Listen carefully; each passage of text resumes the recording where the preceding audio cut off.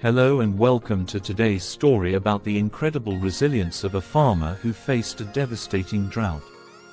This is a tale of perseverance, creativity, and the power of human spirit when confronted with seemingly insurmountable challenges.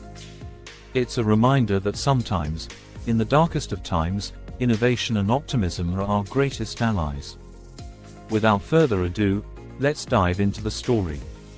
Once upon a time, in a small rural town surrounded by rolling fields and lush green pastures, there lived a hard-working farmer named Ethan. Ethan was known for his dedication to his land. He'd inherited the family farm from his father and grandfather before him. The farm was not just a piece of land, but a testament to generations of toil, commitment, and love for the earth. But then came the drought. It started subtly, with fewer rain showers in the spring than usual. The rivers shrank, and the soil grew dry and crumbly. Farmers across the region began to notice the changes, but no one could predict how severe it would become. As the months passed, the rains disappeared altogether, and the once fertile land transformed into a dusty, arid plain. For Ethan, the drought hit particularly hard. He relied heavily on water-intensive crops like corn and wheat. With every day that passed without rain, he saw his crops wither and his dreams of a successful harvest fade away. The irrigation ponds dried up, and the well that had always provided fresh water now yielded nothing but a trickle. Ethan was not one to give up easily. He tried everything within his power. He rationed water meticulously, prioritizing the crops that were closest to maturity. He experimented with covering his plants with tarps to trap moisture and protect him from the relentless sun. But despite all his efforts, the drought continued unabated. With the losses mounting, Ethan faced a terrible dilemma. Should he continue to fight for his dying crops or cut his losses and save what little remained of his finances? His neighbors started abandoning their fields, selling their farms, and moving to the city in search of other work. The sight of these once thriving lands now barren and desolate weighed heavily on him. One evening, Ethan stood on his porch, looking out over his fields. The ground was cracked and dusty, the air was still, and there was not a cloud in the sky. For the first time in his life, he felt truly hopeless. He thought about all the families who had depended on his harvest, the livelihoods tied to his farm, and the proud legacy left by his forefathers. In that moment of despair, a thought crossed his mind. He remembered something his grandfather used to say: "When the rains don't come, it's up to us to find the water." It seemed like such a simple statement, yet it sparked a new determination in Ethan. He realized he couldn't change the weather, but he could change his approach. Instead of trying to make his old methods work in these new conditions, Ethan decided it was time to innovate. He began researching different agricultural techniques that required less water and could withstand the heat. He read about dry farming, permaculture, and other sustainable farming practices that were foreign concepts in his community. He also started experimenting with different crops, ones that needed less water, were more drought-resistant, and could still provide a livelihood. Quinoa, chickpeas, and sorghum were some of the new crops that he decided to try. At first, these seemed like strange choices, and he faced skepticism and criticism from other farmers who still clung to the hope of rain returning. But Ethan's resolve was strong. He knew that if he wanted to keep his farm alive, he needed to adapt. He restructured his irrigation systems to be more efficient, implemented mulching techniques to retain moisture, and even constructed rainwater harvesting systems to capture every precious drop that fell from the sky. Ethan's unconventional approach didn't go unnoticed.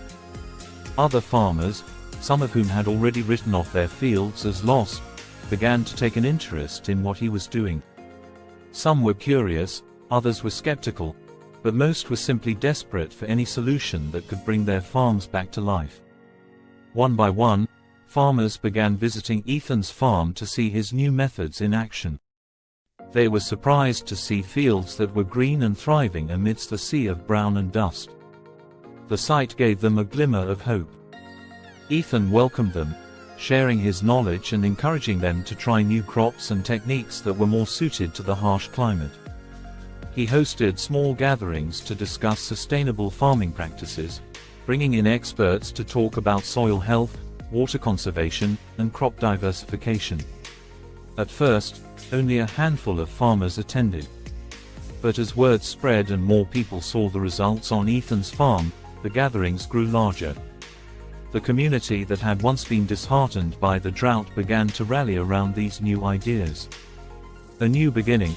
The farmer co-op inspired by Ethan's success and resilience, a group of farmers came together to form a cooperative. The idea was to share resources, knowledge, and labor in a collective effort to overcome the challenges of the drought. They pooled money to invest in better irrigation equipment, purchased drought-resistant seeds in bulk, and hired specialists to teach them more about sustainable farming techniques.